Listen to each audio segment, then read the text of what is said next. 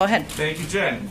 Democratic Congresswoman Cori Bush is saying that she favors spending tens of thousands on private security to keep her safe, and that people should, quote, suck it up, defunding the police has to happen. Didn't President Biden say a few weeks ago that anybody who accuses the party of being anti-police is lying? Well, I think we shouldn't lose the forest through the trees here, which is that a member of Congress, an elected official, is concerned that her life is threatened, and that's disturbing, that any elected official would have to suffer death threats and fear for their life. So I'm not going to comment, of course, on their security arrangements. I don't have any more details on that, but I think we should start with that point first. I will say that the president has been crystal clear that he opposes defunding the police.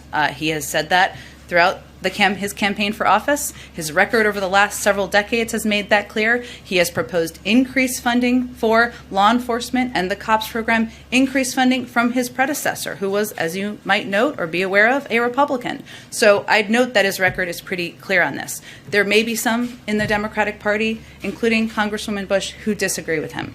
That's okay. But I would say the majority of Democrats, we've seen this in polling, and the majority of members also agree that we should not defund the police. Is there a greater concern, though? I understand that's not the president's position, but is there a concern that defunding the police or suck it up, defunding the police has to happen might become a big Democratic message ahead of the midterms? It does not appear to becoming a Democratic message, even though there might be a desire for that on the other side of the aisle. Okay, and then there are reports the administration wants to require all foreign visitors to be vaccinated.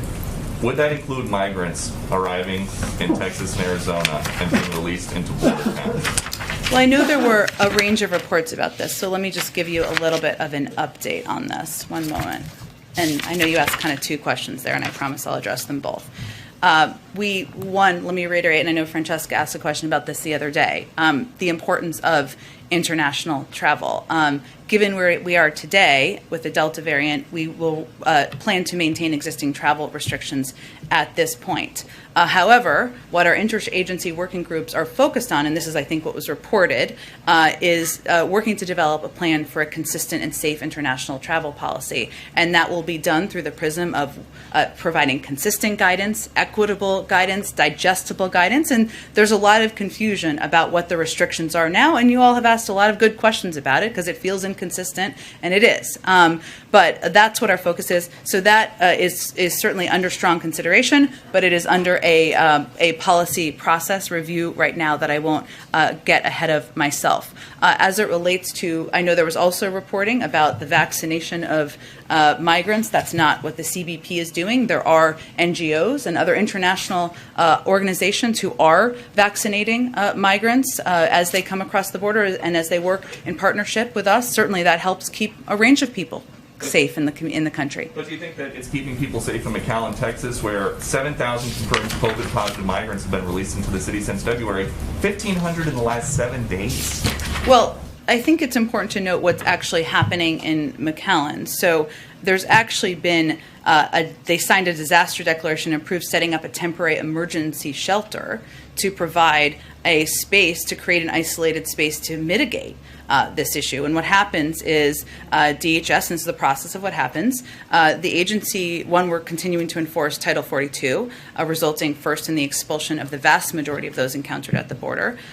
We also, CBP also provides migrants who can't be expelled under Title 42 with PPE. They're required to wear the PPE. If any exhibit signs of illness in CBP custody, they're referred to local health systems for appropriate testing, diagnosis, isolation, and treatment. And obviously there are steps taken as needed, as this is certainly evidence of. I think we got to keep chugging here just because... $1 trillion for the infrastructure, $3.5 trillion for the reconciliation. Is anybody here concerned that all of this government spending could lead to inflation?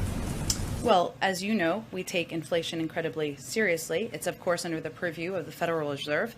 I would note that when we're talking about the budget reconciliation process, there are pay-fors put forward, including asking corporations and the highest, wealthiest individuals to pay a bit more, something broad swath, the vast majority of the American public supports. It's also in our interest to help pay for these vital investments. But I would note we take it seriously. We watch it closely. The Federal Reserve, who has the purview, has predicted or put out a forecast that we expect it to go up a bit this year. We've long anticipated that, but to come back down to normal levels next year. And those are the projections we follow. Last one, you talk about these vital investments in the infrastructure package. If it is so vital, then why is the president okay waiting for the House to take it up until reconciliation is done? Why not just ask Speaker Pelosi, we need to do this, these bridges are crumbling, people need clean drinking water now?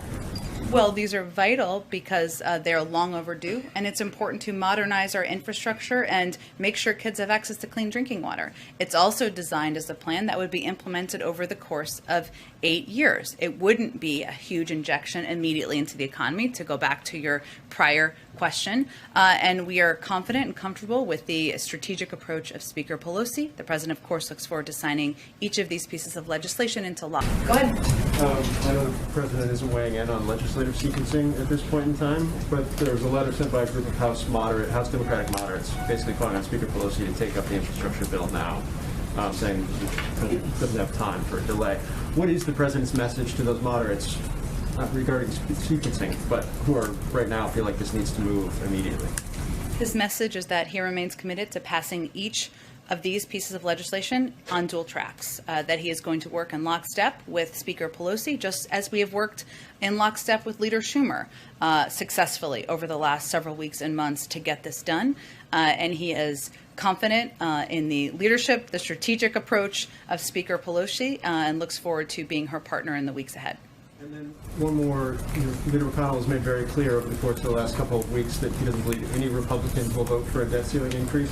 Does the president believe he's bluffing on that? Well, I think for those of you who have followed this quite closely, those of you who have not followed this quite closely, let me actually provide you some additional details of context, and then I'll come back to your good question. Congress has raised or suspended the debt limit approximately 80 times. In fact, Congress has raised the debt limit more times under Republican presidents than under Democratic presidents. The Republican-led Congress raised the debt limit 3 times on a bipartisan basis during the prior administration, and 98% of the debt subject to this limit we're talking about right now, accrued before President Biden took office. It's a shared responsibility. I'd also note that during the Trump years, former Majority Leader McConnell himself said that failing to raise the debt ceiling was unacceptable because it would cause unforced harm to our economy and kill jobs. So our view is that Congress should move forward, as they have multiple times, 80 times in the past, 3 times during the Trump administration, to raise the debt limit.